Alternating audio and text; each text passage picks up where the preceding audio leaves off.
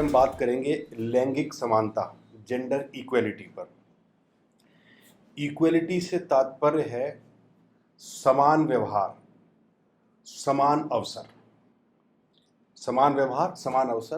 भारत का संविधान का आर्टिकल 15 कहता है कि हमें किसी भी आधार पर कोई भेदभाव नहीं करना है। उसमें धर्म है, जाति है, रंग है, सेक्स भी लिखा है उसमें कि लिंग के आधार पर भी कोई भेदभाव नहीं करना है। जेंडर इक्वेलिटी ये इतना महत्वपूर्ण क्यों है? संयुक्त राष्ट्र संघ ने 2015 से पहले कुछ मिलेनियम डेवलपमेंट गोल बनाए थे। उसमें 5वें नंबर पर एक गोल था to promote gender equality and women empowerment. 2015 तक हम उसको अचीव नहीं कर पाए, तो 2030 तक के लिए सस्टेनेबल डेवलपमेंट गोल्स बनाए गए। उसमें भी गोल नंबर 3 कहता है gender equality and empowerment of all women and girls. थोड़ा सा उसके परिधि को बढ़ा दिया। ये बहुत महत्वपूर्ण है, इसलिए आप समझिए इस चीज को। तो जेंडर इक्वेलिटी या भेदभाव न होना बेसिकली संवैधानिक अधिकार भी है और एक मानवाधिकार है। वो एक हमारा ह्यूमन राइट है। हम पैदा हुए हैं तो हमारे साथ भेदभाव न हो, ये हमारा एक मूल अधिकार भी है। इसको नापने के कई तरीके हैं। जेंडर डेवलपमेंट इंडेक्स है, जेंडर एम्पावरमेंट मेजरमेंट है, जेंडर गैप इंडेक्स है।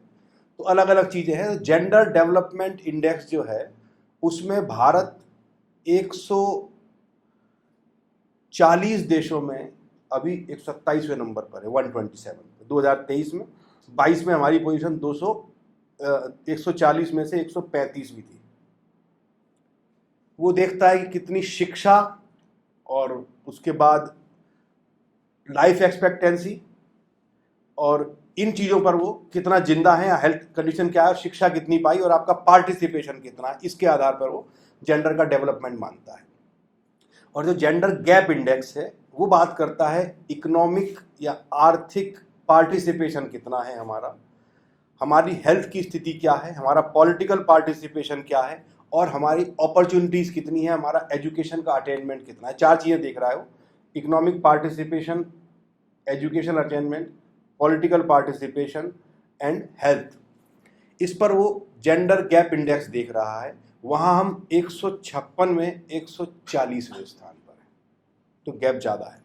डेवलपमेंट थोड़ा ज़रूर हो रहा है, 7-8 पॉइंट हमने कवर किए एक साल में, लेकिन गैप बढ़ रहा है। तो ये जेंडर जो शब्द है, ये पहली बार इससे रूबरू होते हैं हम कक्षा 5-6 में, जब अंग्रेजी में हम व्याकरण पढ़ते हैं, इंग्लिश ग्रामर में, वहाँ हम जेंडर को पहली बार पढ़ते हैं। लेकिन आज जिस परिप्रेक्ष्य में हम बात कर रहे हैं उसके मायने विशिष्ट हैं, उसके संदर्भ अलग हैं। वो एक सामाजिक अर्थ में हम बात कर रहे हैं और वो एक धारणात्मक शब्द है। उससे अभिप्राय ये है कि जेंडर से तात्पर्य है कि समाज महिला और पुरुष को कैसे देखता है, वो उनकी क्या भूमिकाएं तय करता है, उनके लिए क्या अवसर तय करता है, उनके लिए क्या जिम्मेदारियां तय करता है, संसाधनों पर उनका कितना अधिकार होगा, इसको तय करता है। वो उनकी मानसिकता, उनके व्यवहार तक को तय करता है। और ये हम कहाँ से सीखते हैं, ये कहाँ से मिलता है हमको? ये हमको मिलता है परंपराओं से, संस्कृति से, इतिहास से मिलता है हमको। इतिहास को अंग्रेजी में कहते हैं हिस्ट्री। अगर उसे आप लिखेंगे तो वो होता है हिज स्टोरी। उसमें हर स्टोरी नहीं है अभी कहीं। और आपको चीज़ों को समग्र रूप से जानने के लिए या देखने के लिए आपको ज़रूरत है कि आप हर स्टोरी को भी जानें।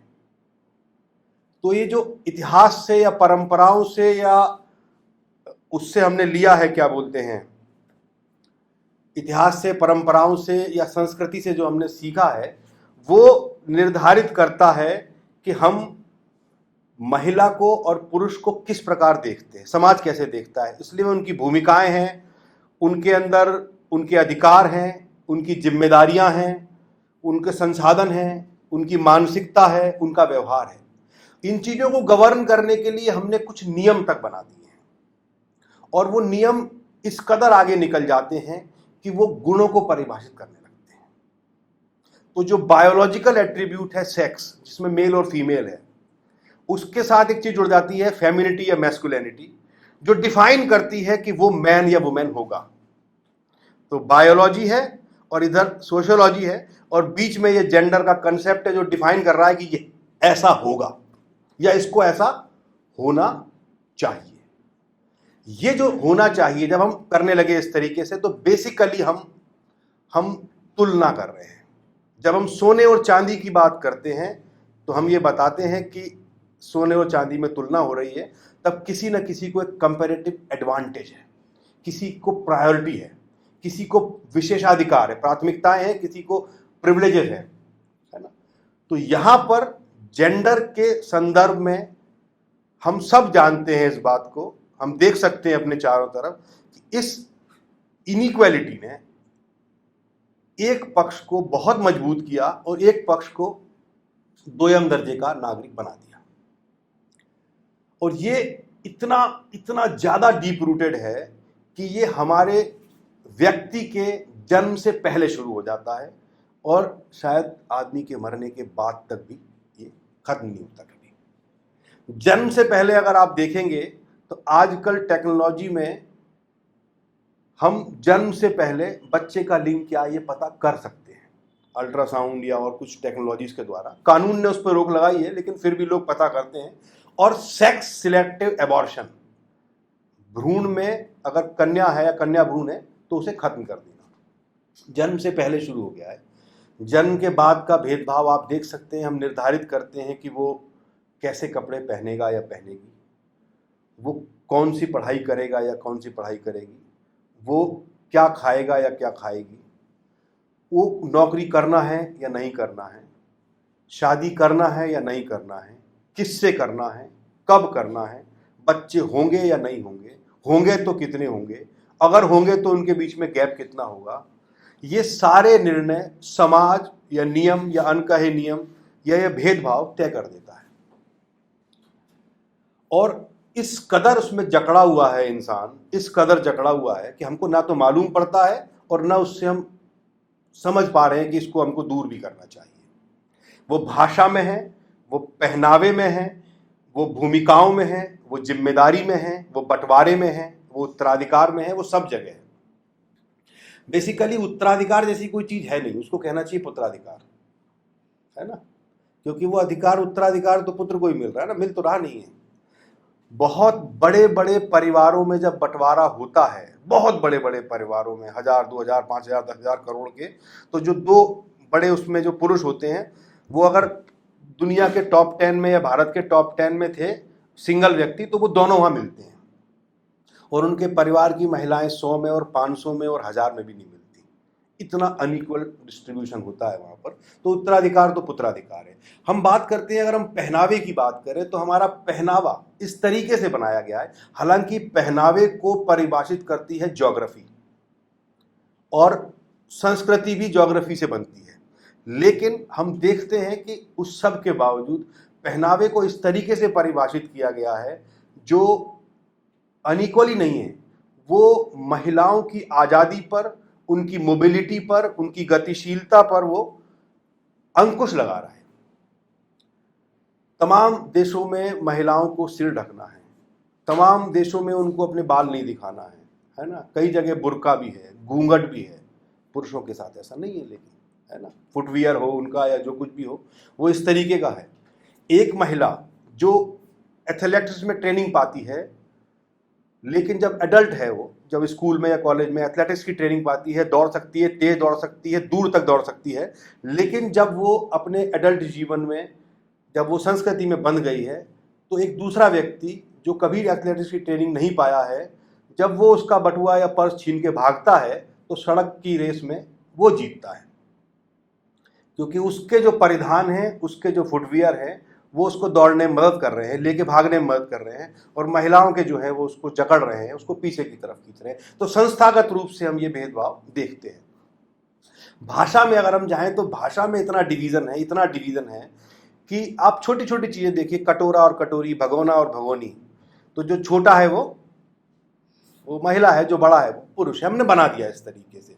और आगे चलते अगर हम देखें तो भाषा हमारी इस प्रकार की है कि जब हम भाषा की बात करते हैं, हमने व्याकरण की बात की, तो हम जाते हैं तो हमारे जो संज्ञा सर्वनाम है वह पुरुषवाचक है, स्त्रीवाचक सर्वनाम हमें नहीं मिलता अभी कहीं, पुरुषवाचक है। और हम जब आगे चलते हैं तो कृषक, मजदूर, कलाकार, पत्रकार, चिकित्सक, ये सब जब हम बात कर रहे हैं तो ये हम पुरुष के लिए बात कर रहे हैं, हमको अलग से कहना पड़ता है महिला चिकित्सक। और आगे चलते हैं तो महापुरुष की हम बात करते हैं तो महापुरुषों की जीवनी पढ़ते हैं, लेकिन महापुरुष का कोई जो पुल्लिंग स्त्रीलिंग होता है वो हमको ढूंढने से नहीं मिलता। इसके विपरीत अगर जाए तो अर्धांगिनी है, कुल्टा है, और जो ढेर सारी गालियां हम देखते हैं उनका हमको ढूंढने से डिक्शनरी में पुल्लिंग नहीं मिलता। तो हमारी भाषा हमारे व्यवहार को प्रभावित कर रही है और इस प्रकार से बनाई गई है कि उसके अंदर भी असमानता है।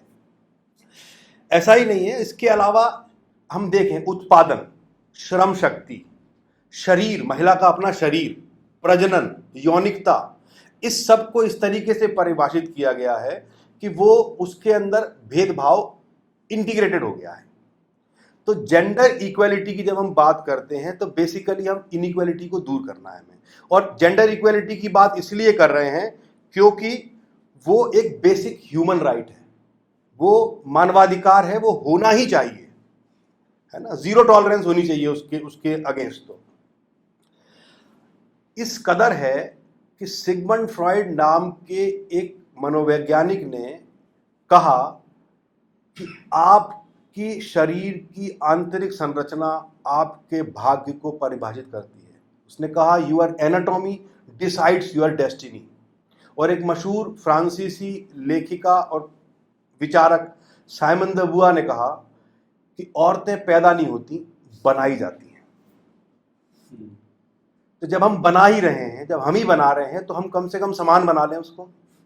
अगर हम बना रहे हैं तो उसको समान बना लें। तो जेंडर इक्वालिटी के लिए हमको जो राइट्स हैं, जो अधिकार हैं, जो रिस्पॉन्सिबिलिटीज हैं, जो जिम्मेदारियां हैं और जो अवसर हैं, अपॉर्चुनिटीज हैं, वो समान होने चाहिए। हमारे समाज में अगर लड़का 8 बजे के बाद भी घर से आता है, 10 बजे के बाद भी आता है, 12 बजे के बाद भी आता है तो वेलकम है, उसको खाना मिल जाता है। सिगरेट पीते हुए कोई देख लेता है उसको, या शराब पी के घर भी आता है तो शायद बच जाता है।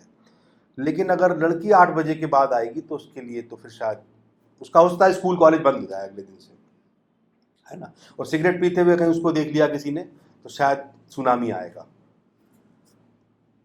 अगर हम कहते हैं कि 8 बजे के बाद तुम वहाँ क्या कर रही थी, फूलबाग के चौराहे पर या किसी रोड पर क्या कर रही थी, दुर्घटना होगी। हम इसके विपरीत अगर कहें कि 8 बजे के बाद कोई पुरुष या कोई जेंट्स व्यक्ति जो मेल है वो 8 बजे के बाद रोड पर दिखाई नहीं देगा तो शायद महिलाएं बेहतर सुरक्षित ढंग से घूम सकती हैं। लेकिन हम उल्टी ही बात करते हैं। हमें इनइक्वालिटी को हटाने के लिए हमें इक्वलिटी की बात करनी है, और इक्वलिटी की बात शुरू होगी घर से। अगर हम कार्य विभाजन में, जैसे कि एक वक्ता ने अभी कहा पहले कि हम घर पे खाना कितना बनाते हैं, तो अगर हम इक्वलिटी एट होम हो, अगर समान काम के लिए समान पैसा मिले, अमेरिका जैसे विकसित राज्य में भी आज 100 साल से 3:5 का रेशो है, महिला और पुरुष को समान काम के लिए समान वेतन में, अभी भी 3:5 है। महिलाओं का सारा काम अनपेड वर्क है। घर में सबसे पहले उठना, खाना बनाना, सफाई करना, बच्चों की देखभाल, बुजुर्गों की देखभाल, बीमारों की देखभाल, सफाई, एवरीथिंग। उसके बाद रात को सबसे देर से सोना, लेकिन वो काम अनपेड वर्क है। वो जीडीपी में भी इंक्लूड नहीं हो रहा है, देश की तरक्की में भी इंक्लूड नहीं हो रहा है। अगर उसका पैसा देना पड़े तो भारत 5 ट्रिलियन इकोनॉमी नहीं, 25 ट्रिलियन इकोनॉमी हो जाएगा। वो सारे देशों की जीडीपी से 10-11 गुना हो जाता है। वो अगर पूरे विश्व को मिला लें तो जो महिलाएं काम करती हैं वो सारे देशों की जीडीपी से 10-11 गुना है कम से कम। इतना ज़्यादा है वो। तो फैक्ट हो सकता है गलत हो, चेक भी कर सकते हैं, लेकिन है काफ़ी ज़्यादा है। हमको इक्वल पे इक्वल वर्क के लिए इक्वल पे हो, जीरो टॉलरेंस हो हमारे पास, इकोनॉमिक समानता हो, कानून, परिवार, संस्थाएं, शिक्षा, स्वास्थ्य, जब सब जगह बराबरी होगी तभी हम जेंडर समानता को ला पाएंगे। और इसकी शुरुआत हमको स्वयं से करनी है, घर से करनी है ना। हमारी भाषा तो इतनी खराब है कि हमारी भाषा में कुछ मुहावरे भी चलते हैं, है ना, जैसे कुछ कुछ पुराने दोहे और छंद भी हैं कि वो ढोर गंवार पशु नारी, है ना, इस तरीके ताड़न के अधिकारी। वेस्ट बंगाल में एक कहावत है कि बदकिस्मत की गाय मरती है, खुशकिस्मत की बीवी मरती है। तो है ना, और कहते हैं कि वो उर्दू में कहते हैं कि शौहर के पैरों में ही औरत की जन्नत है ना। हमारे यहाँ शब्द बना रखे हैं हमने पति परमेश्वर, पत्नी परमेश्वरी नहीं मिल रहा है अभी, है ना, ढूंढने से भी नहीं मिल रहा है। तो हमको सबसे पहले अपनी भाषा और अपने व्यवहार को सुधारना होगा। हम घरों में बच्चों से, छोटे बच्चों से हम अगर दोनों काम करवाएं, दोनों से दोनों काम कराएं, बच्चा बच्ची दोनों अगर स्कूल जाते हैं और वापस आते हैं तो हम लड़के को देते हैं 50 रुपये का नोट कि दूध की थैली ले आना, ब्रेड ले आना। इस तरीके से उसको हम एक स्किल दे रहे हैं जीवन में, पैसे को हैंडल करना, सामान लेके आना, लोगों से बात करना। बच्ची को, अगर बड़ी बच्ची को बाहर जाना है, अगर बड़ी बच्ची को बाहर जाना है, 16, 17, 14, 15, 16 साल की बच्ची को बाहर जाना है, तो वो छोटे से भाई को लेके जाएगी 8-9 साल के पिद्दी से को, है ना। और कॉलोनी में अगर कोई बड़ा सा कुत्ता घूम रहा है तो भाई सबसे पहले पीछे, और कुत्ते ने भौंक दिया तो यहाँ पर आ गया वो। तो रक्षा कौन कर रहा है?